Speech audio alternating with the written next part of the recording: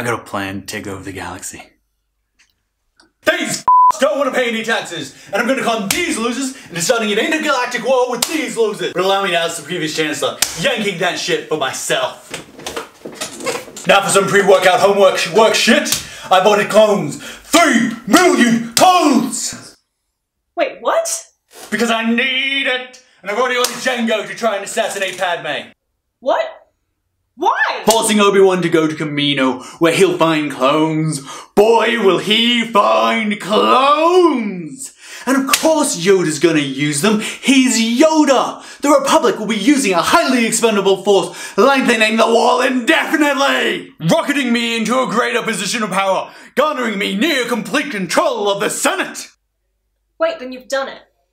You've got control of both sides. No, because on the eve of my victory I shall let them know I'm a Sith Lord.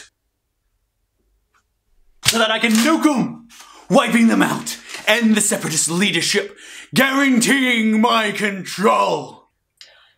What if the Jedi find out?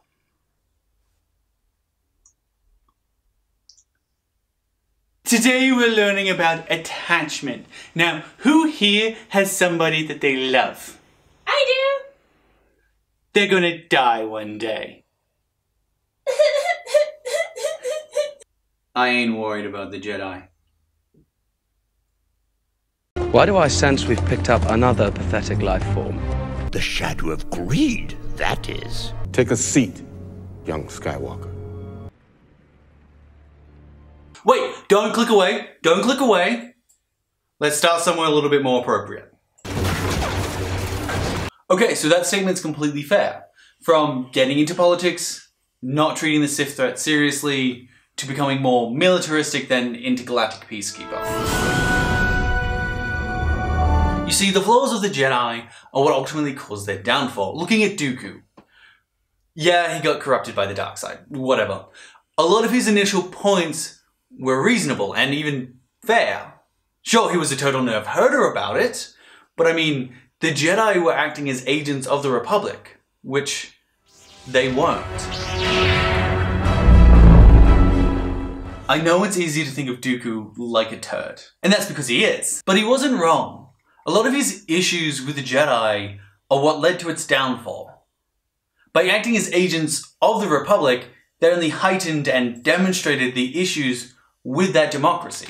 Allowing the Separatists to garner power in that vacuum, them not electing council members on the basis of wisdom or merit, but for political reasons, caused them to lose 3 great Jedi to the Sith. All of these things are not just what ultimately led to their downfall, but also the galaxies. Let's hyper-focus back on Anakin, because as weird as it sounds, the Jedi kind of created Vader. Or at the very least, the Council did whatever it could to allow for the creation of Vader.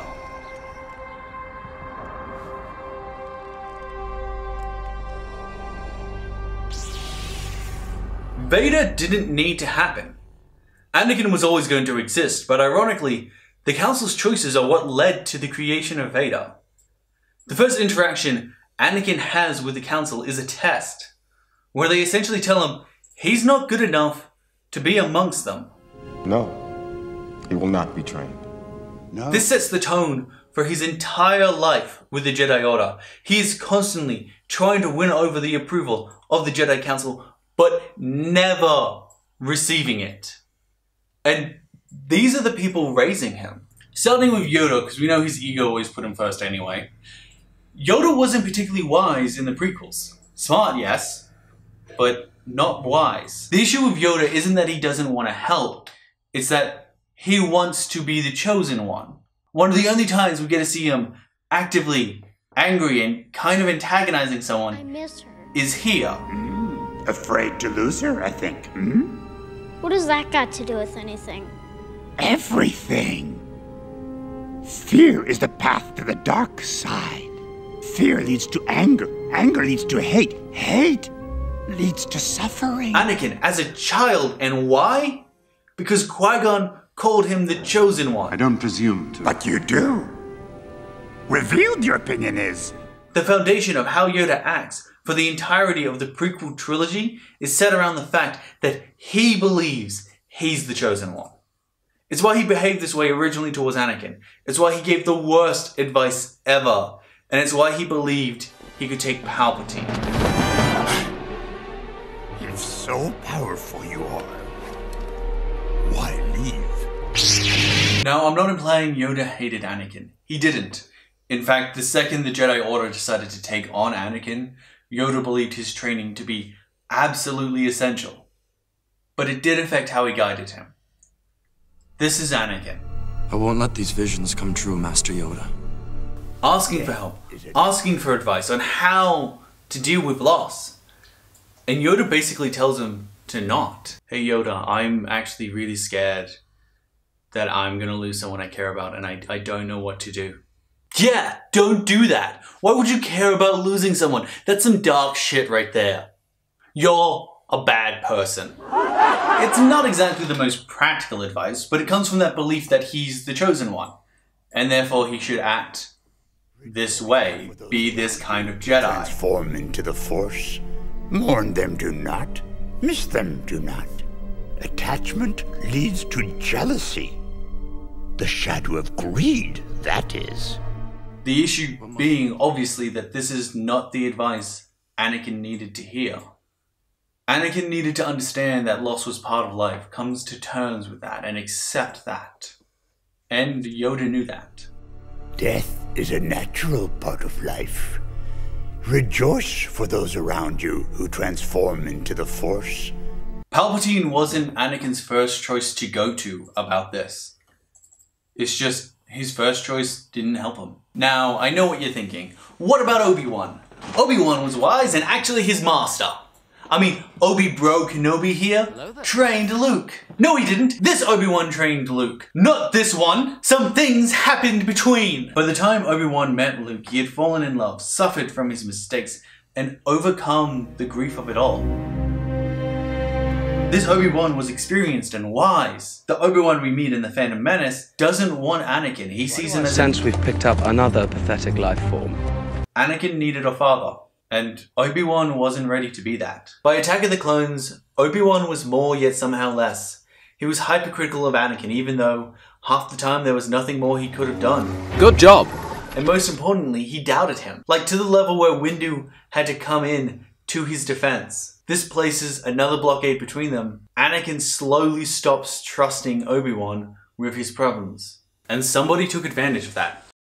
Finally, we come to Windu. Now, despite popular belief, I don't think Windu bullied Anakin. I think he genuinely believed Anakin was the chosen one. He just didn't trust him. I don't trust him.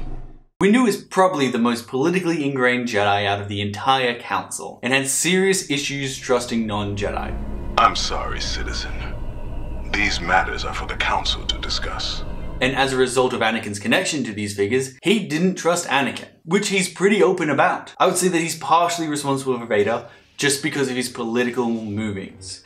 But I think he's the one who did the least wrong to Anakin. It's just, Anakin knew he didn't trust him, and so when the time came, Anakin didn't trust him back. No!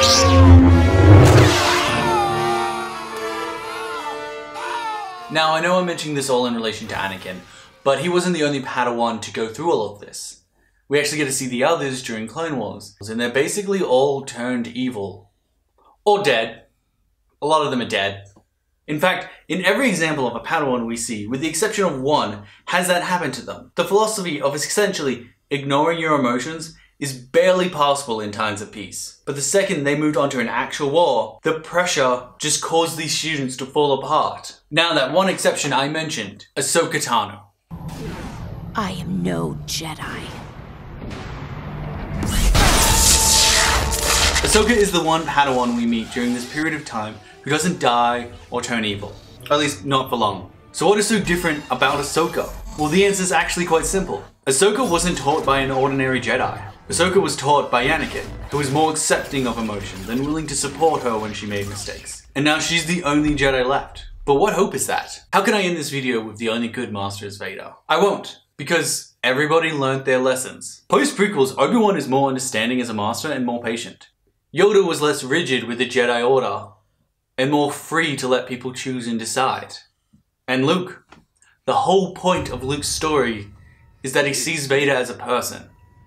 And just tries to help him. I'll not leave you here. I've got to save you. You already have. Look. You were right. You were right about me.